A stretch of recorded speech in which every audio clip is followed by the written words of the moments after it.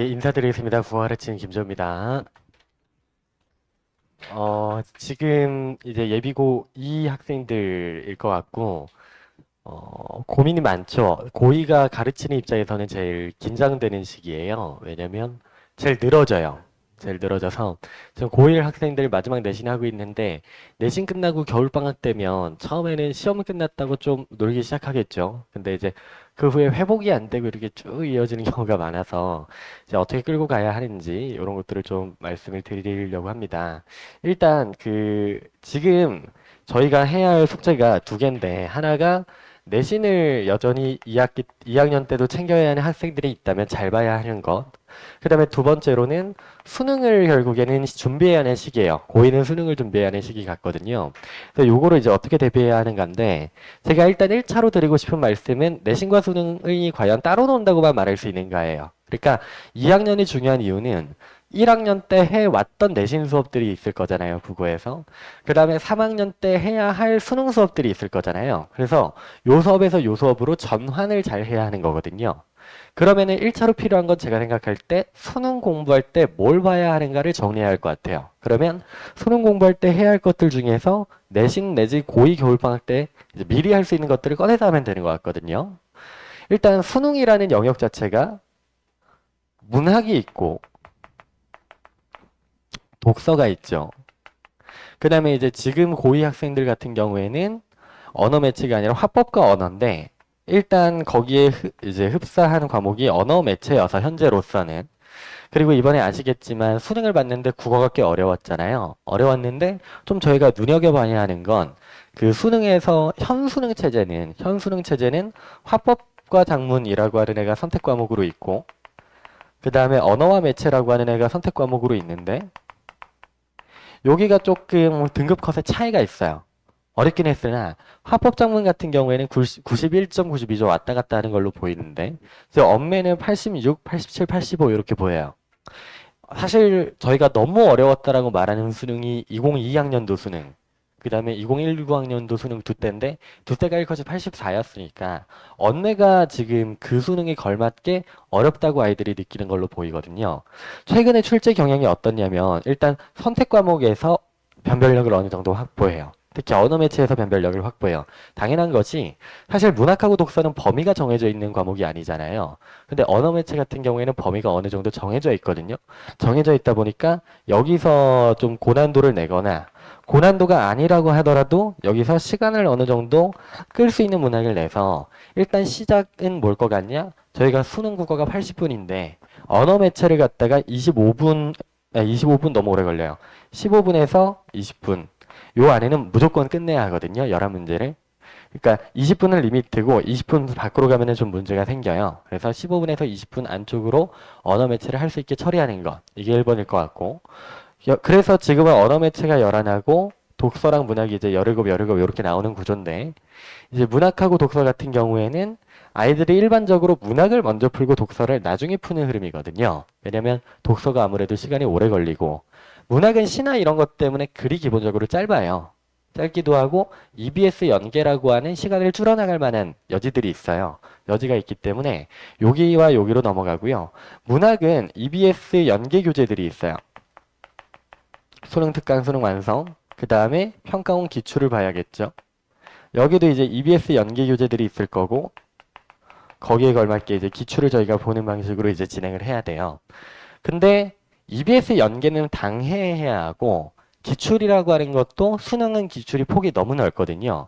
왜냐면 저희가 6월, 9월 수능이라고 해도 1년에 3번의 시험을 보는데 20년이 넘어가는 시험이고 거기다가 교육청 문제들 같은 것도 안 볼 건 아니어서 그러면 이제 고2 때 해야 하는 작업은 뭐냐? 결국에는 요 공부를 잘 소화하기 위해 좀 더 정확하게 제가 생각할 때는 평가원 기출 문제를 잘 소화하기 위한 준비를 좀 해야 하는 것 같아요.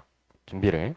그러면 필요한 게 뭐냐? 일단 문학을 먼저 들어가 보면 문학은 개념어는 내신하면서 아이들이 어느 정도 다뤄요. 다루기 때문에 애들이 이걸 모를 것 같진 않아요. 근데 이제 뭐가 문제일 것 같냐면 고전 시가가 좀 문제거든요. 왜냐면 5등급제로 저희가 등급 체제가 바뀌었잖아요. 그러면서 시험이 조금 쉬워지긴 했어요. 그리고 특히 고전 시가, 고전 소설 같은 것들이 옛날엔 범위에 많이 들어갔는데 저희가 이번 내신 치르면서는 범위에 많이 준 것 같아요. 예를 들어 제가 내신하는 학교들 중에서 영동고 같은 경우에는 꼭 봐야 하는 고전시가들 있잖아요. 막 관동별고, 송민고 이런 것들이 거의 범위에 이번에는 안 들어갔고요.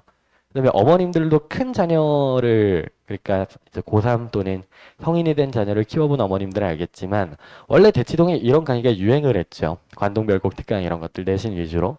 근데 그런 것들이 안 되다 보니까 개념 없는 애들이 내신을 하면서 잡아져 있는데 고전시가 독해하는 게 기본적으로 좀 토대학습이 마련되어 있지 않은 경우들이 있어요. 그래서 그거는 이번 겨울방학에 꼭 챙기는 걸로 가야 할 것 같고 그 다음에 평가원하고 교육청 기출 중에서 필요한 것들은 제가 생각할 때 교육청은 많이 풀어야 하고 평가원은 처음부터 손댄다기보다는 좀 풀만한 중급 난이도 있는 애들로 구성을 해서 여기를 먼저 푸는 게 제가 생각할 때는 해야 할 일 아닌가 싶어요. 독서는 이제 사실 독서라는 영역이 반대하죠. 기본적으로는 어휘력을 잘 갖추는 게 필요한데 여기서 펑크가 난 학생도 있을 거고 어휘력을 잘 길렀다고 해도 문장 단위로 읽는 것들 자체가 연습이 안 된 학생들도 있을 거예요. 그 다음에 이게 잘 됐다 해도 이거를 문단이나 글 전체로 넘기려면 어느 정도의 영역별로 알아야 하는 지식 같은 것들은 있거든요. 사실 어휘의 연장선이기는 하죠. 예를 들어 경제지문 같은 경우에 우리 아이들 금리 이런 거 모르는 애들 많을 거예요. 그러니까 이런 것들을 조금 채워나가는 작업을 요 시기에 해야 하지 않을까 싶어요. 그래서 일단 저는 수업을 들어가면 제일 먼저는 어휘를 좀 이렇게 시켜요.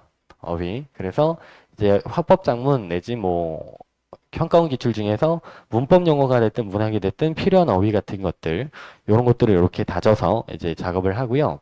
그 다음에 평가원 기출 문제로 들어갈 때 이거는 저희 실제로 쓰는 교재인데 제가 교재를 평가원 기출에 대한 해설을 열심히 써놨어요. 써놔서 그래서 이제 뭐 보기는 이렇게 읽어야 하고 선지별로 읽을 때 어떤 식으로 읽어야 하는지 이유를 납득할 수 있게끔 그래서 문학하고 문법 같은 경우에는 용어와 문제풀이 시에 평가원 패턴을 익힐 수 있는 해설 같은 것을 잘할 수 있게 저희가 설계했다고 생각을 하시면 될 것 같고 독서인데 어휘는 아이들이 한다고 치는데 문장 읽는 것도 잘 못하거든요. 그래서 지금 요게 저희 교재의 일부를 제가 넣어 놓은 건데 요게다 수능이나 내신에 내신이 아니라 수능이나 모의고사에 나왔던 기출문제의 문장들을 제가 넣어 놓은 거예요. 넣어 놓은 거고 여기 OX로 돼 있는 애들이 이것을 근거로 삼아서 출제됐던 선지들이에요. 그래서 일단 시작할 때는 한 문장 한 문장 문장 단위에서 독해를 잘할 수 있게끔 그렇게 만드는 거고요. 그게 된 다음에는 문단 단위로 읽고 시간 안에 네가 요약을 하고 있는가 그 다음에 요약한 내용이 맞는가 이런 것들을 저희가 클리닉성 작업으로 한다라고 생각을 해주시면 될 것 같습니다.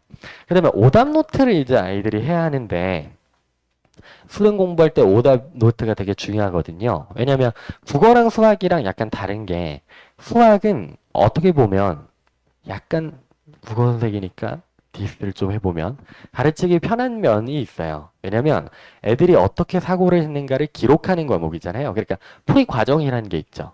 풀이 과정 안에서 얘가 어떤 식으로 사고를 했는지 따라가 볼 수 있고 그러다 보면 계산 실수를 했는지 접근 자체를 잘못했는지 알 수 있는 측면이 있는데 국어는 글도 길고 글을 할 때 애가 했던 생각을 직접 문답을 하거나 기록시키지 않으면 따라가는데 어려움이 있는 것도 사실이에요. 사실이어서 그 오답 노트를 토대로 그 사고를 유추해야 하는데 애들이 안 하거든요. 그래서 그냥 수업을 할 때 오답 노트를 이렇게 만들어줘요. 그러면 예를 들어서 수업이 숙제 교재가 하나 나가면 부교재가 뒤따라 나가요. 뒤따라 나가서 여기 이렇게 문제의 선지들이 있잖아요. 선지들이 있으면은 이 선지에서 너 이게 무슨 말인지 아냐? 그러면 이 선지를 이렇게 변형하면 맞는 말이냐? 이 개념어가 뭔지 서술할 수 있냐? 오답노트를 아이들이 잘 안 하기 때문에 일일이 뒤에 그것을 쓰면서 유도할 수 있게끔 그렇게 숙제가 같이 나갑니다. 그래서 오답 이후의 분석은 효과적으로 할 수 있는 수업이다. 그러면 이렇게 피드백을 저희가 주고받기는 할 거예요. 그래서 저희가 총 이제 수업이 진행되면 8주간 진행되는데 문학 수업이 있고 이제 독서를 저희가 진행을 할 텐데 독서 같은 경우에는 작은 단위에서 큰 단위로 확장하면서 갑니다. 그래서 처음에는 아까 본 것처럼 문장 자체를 읽을 수 있는지 평가원 문장을 이렇게 파서 보여줄 거고요. 그 다음에는 이게 다 된 다음에는 문맥, 그러니까 한 문단 정도를 요약하면서 읽을 수 있는지, 그 다음에는 글 자체를 잘 읽을 수 있는지, 이런 것들을 저희가 이제 따지면서 수업을 진행할 것 같고, 문학은 갈래별로 기출을 토파보는 게 지금 입장에선 제일 좋아요. 저희가 문학이라고 하면은 현대시, 현대소설, 고전시가, 고전소설, 내 영역이 있거든요. 그래서 현대 운문에 해당하는 것과 산문에 해당하는 것, 고전, 시, 운문에 해당하는 것과 산문에 해당하는 것들 중에서 아이들이 꼭 봐야 하는 기출들이 있어요. 그래서 그거를 이제 좀 8주 분량으로 해서 한 수업당 2주씩 저희가 진행을 해서 이제 문제풀이와 해설 강의를 진행할 것 같습니다. 예, 그래서 고2는 제가 끌고 갈 때 내신을 그래도 6주는 써야 할 거예요. 왜냐면 고2의 내신을 챙겨야 하는 것도 있고 5등급제니까 또 할 만한 싸움이라고 보는 학생들도 있을 거여서 예, 그래서 요거 때는 내신으로 하는 거고 고2는 고3에 올라가서 소화해야 할 수특과 평가원을 잘 공부할 준비를 하면 되는 거니까 잘 공부할 준비를 하면 되는 거니까 저희가 겨울에는 기출을 한번 쭉 돌릴 거고요.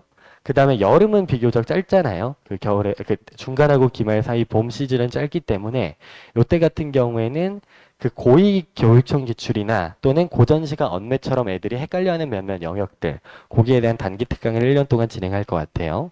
그 다음에 여름방학 들어가게 되면 사실 이때부터 정시로 본격적으로 달리는 애들이 시작돼서 마지막으로 문학 언매 독서에서 필요한 기본 개념을 정리하고 적어도 이때부터는 본격적인 수능 공부로 들어갈 수 있게끔 저희가 유도를 해요. 실제로 이때쯤 되면 수능이 끝나기 때문에 저희 아이들이 예비고3으로 올라갑니다. 올라가서 그렇게 연도 자체는 끌고 올라간다라고 보시면 됩니다. 그래서 수업 자체는 이렇게 진행이 될 것 같고요. 교재는 아까 이거는 내신 교재들이에요. 만약에 고2 때까지 내신을 챙긴다라고 하면 이렇게 저희가 그 학교 필기 이런 거 모아주고 거기에 대해서 내신 기출을 문제화해서 보여주는 작업 당연히 고1 때 했던 것과 동일하게 갈 것 같고요. 그 다음에 이제 관리를 저희가 이렇게 할 겁니다. 관리 방식을 이번에 바꿨어요. 그래서 아이들이 수업 태도는 어떤지 필기 같은 거 수업 쉬는 시간에 저희가 검사할 수 있거든요. 검사해서 애들이 지금 수업을 잘 듣고 있는지 반 안에서 위치는 어떻게 되는지 이런 것들을 그 공유 드리지 않을까 싶어요. 예, 그렇게 할 것 같고 뭐 수능에 대해서는 많이 아시겠지만 간략하게 좀 설명을 드리면 지금 선택 과목 표준 점수를 일치시키는 게 현재 수능에서 제일 중요하기 때문에 수능 국어가 약간 혼란스러운 면이 있는데 학년이 올라가면서 조금 바뀌지 않을까 싶어요. 이번 수능 같은 경우에는 분석해 보면 2021, 2020, 2019 이렇게 옛날 수능처럼 바뀌었어요.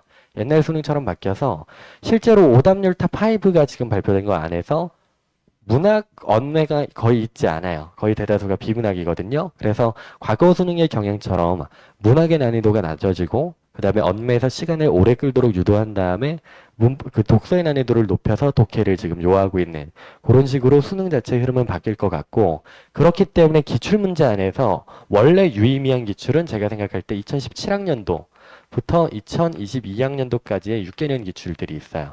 요때 기출들이 좀 현재 경향성과 맞아떨어지는 기출들이어서 만약에 아이들이 미리 수능 공부를 먼저 해보고 싶다라고 하면 저는 수업 때 다룰 텐데 요때 기출들을 중점적으로 보면 되지 않을까 요 정도의 말씀을 드립니다. 그래서 그 정도일 것 같고 뭐 수능 문제인데 좀 어렵게 나왔죠. 요게 이제 이번 수능 문제에서 제일 오답률이 어려웠다라고 여겨지는 문제인데 어휘도 일단 잘 소화해 나가야 돼요. 뭐 선형, 접합하다 이런 용어들 아이들 잘 알아야 할 것 같고 문장 자체도 문장이 길어요. 두 물질에 여기서부터 여기까지 이만큼 길기가 한 문장이니까 애들이 읽어나가기가 좀 어려운 면이 있습니다. 요거를 잘 소화해 나가도록 만드는 게 현재 저희가 해야 할 일이다라고 하는 거여서요. 지금 고2 때 저는 개인적으로는 고1에서 고2 올라가는 요 타이밍에 그 수업이 제일 수강생이 많아요. 저 강사 개인으로 보면 개인으로 많고 실적도 잘 나왔어요. 올해만 생각해 보면 고2 그러니까 올해 고1에서 고2 넘어갔을 때 올해 고2 3월 모의고사 쳤을 때 그래도 각 학교의 단대부고 경기고 진선여고 요쪽 학교에서 만점자 아이들은 제가 그래도 한 학교당 둘씩은 냈어요. 그래서 뭐 성적은 잘 나올 것 같고요. 근데 이제 요 작업을 할 때 조금 조심해야 하는 게 8주 기간이니까 늘어질 수가 있어요. 그래서 저희가 방학 수업을 구성할 때는 1회 수업을 하고 1회 반드시 클리닉을 와야 돼요. 클리닉은 아이들과 저희가 시간을 맞춰서 정해줘요. 그럼 요 클리닉 때 하는 작업이 80분 모의고사를 치러요, 저희가. 80분 모의고사를 치러요. 그래서 지금은 학생들이 사설 이런 거를 풀 때는 아니기 때문에 기출을 풀 것 같아요. 기출을 풀고 나서 이 모의고사에 대한 클리닉, 그러니까 첨삭, 해설, 이런 작업들을 저희가 이제 뒷단에 진행을 해요. 예, 그래서 그렇게 진행을 해서 통계를 계속 내주는 게 아이들이 중요해요. 특히 그 국어로 1학년 때 어려움을 겪었거나 그래서 막 포기할지 말지 기로에 있거나 이런 학생들 같은 경우에는 그래도 모의고사를 풀면서 통계를 모으다 보면은 점수가 우상향하는 흐름이 나오는 학생들이 있을 것이기 때문에 이런 학생들 잘 케어해서 가는 것이 지금 생각할 때는 필요하지 않을까 싶습니다. 그래서 고2가 그 고2 설명회 때마다 제가 드리는 말씀인데 제 선배 강사님이 그러니까 지금은 다른 학원에서 수업하시는 분인데 사법고시를 원래 해서 법조인으로 계시다가 여차여차한 이유로 이제 수능 국어 수업을 하고 계신 분이에요. 여자쌤인데 제가 되게 존경하는 분인데 그분이 옛날에 사법 공부할 때 그런 말씀을 하신 적이 있거든요. 어떤 말씀을 한 적이 있냐면 사법고시라고 하는 거는 막판에 일주일 공부하는 게 다다. 자기는 4년 공부했는데 3년 11개월 3주는 필요 없는 것 같고 일주일 공부가 다다. 이해가 안 돼서 그 무슨 말씀이냐 했는데 그 일주일 동안에 6, 7천 페이지에 해당하는 개념서를 한 세네 번씩 그 말도 안 되는 양을 돌릴 수 있느냐 없느냐가 사법고시를 대비하는 키래요. 키기 때문에 그게 실제로 실력이 오르는 것과 그것이 점수로 이어지는 시기는 별개인 거고 점수로 이어지는 시기는 결국에 시험을 앞두고 당목인데 그래서 당목에 정말 많은 양의 공부와 정말 많은 양의 학습할 거리를 정리하면서 시험에 대한 감각 시험 시간에 내가 그 시험을 어떻게 운영하고 어떤 식으로 내 멘탈을 케어할 것인지에 대한 감각 그거를 마지막 1, 2주 동안에 익힐 수 있느냐가 중요한 건데 그럼 나머지 시기는 뭐냐? 그냥 그 시기에 그 말도 안 되는 많은 분량의 공부를 소화하기 위한 체력과 준비를 하는 시간이란 거예요. 근데 제가 수능 수업에 대해서 되게 공감하는 부분이에요. 물론 사법고시는 암기 시험이니까 막 극단적이지 않아요. 뭐 1, 2주 공부했다고 수학 4번이 안 풀리고 이러진 않아요. 근데 그래도 저희 아이들이 고3 때 해야 할 공부가 매우 방대한데요. 그래서 이거를 그때 가서 해낼까 싶은 어떤 그 고민이나 말도 안 되는 어려움이 있을 텐데요.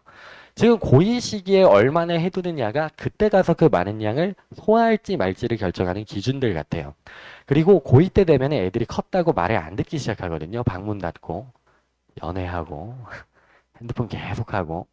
근데 아이들이 특히 대치동이나 반포나 이렇게 교육특구에서 자란 아이들은 학원에서의 관계, 학원에서 뭐 시험을 봐서의 순위, 위치, 이런 것들이 일종의 이 아이들이 소속되어 있는 사회적인 집단이고, 그 다음에 이런 것들이 이 아이들이 살아가는 세계에서 일종의 권력 같은 거기 때문에 아이들이 지금은 나태한 것처럼 보여도 내가 살아가고 있는 그 집단에 소속되고 싶은 욕구, 소속되어서 내가 잘하고 싶은 욕구 이런 것들이 있어요. 그래서 애들이 회피형인 아이들이 많아서 아이들은 원래 불완전하니까 힘들어하거든요. 그런 순간을. 많아서 뭔가 공부가 안 되거나 뭐 시험한 결과가 내 마음에 안 들거나 그러면은 숨는 방향으로 가는 경우가 많은데 그때 그냥 수업에 계속 올 수 있게 저희 양지로 올려주시면 해서 자리에 앉아만 있으면은 제가 어떻게든 구워 삶고 케어해서 끌고 갈 수는 있을 것 같아요. 예, 그래서 여러 고민들이 있으실 텐데 결국에는 이 시기는 어머님하고 강사들이 잘 템포를 맞춰서 지금 끌고 가야 하는 시기여서 아이들에 대해서 소통을 많이 해주시면 좋지 않을까 싶고 그 브로셔에 제 연락처가 빠져 있을 거예요. 이게 제 연락처예요. 근데 저는 막 큰 수업을 꼭 해야 하고 이런 사람이 아닌지라 웬만하면 규모가 작아도 제가 직접 관리를 합니다. 그래서 이것도 연구실 번호가 아니라 제 개인 번호예요. 개인 번호여서 혹시 우려가 되거나 문의하실 게 있으면 연락을 주시면 그래도 제가 한 48시간 안에 보거든요. 지금 내신 기간이라 약간 늦기는 한데 이틀 안에는 봐요. 이틀 안에 봐서 답변을 드릴 테니까 주시면 되지 않을까 싶습니다. 예, 이상으로 마치겠습니다. 감사합니다.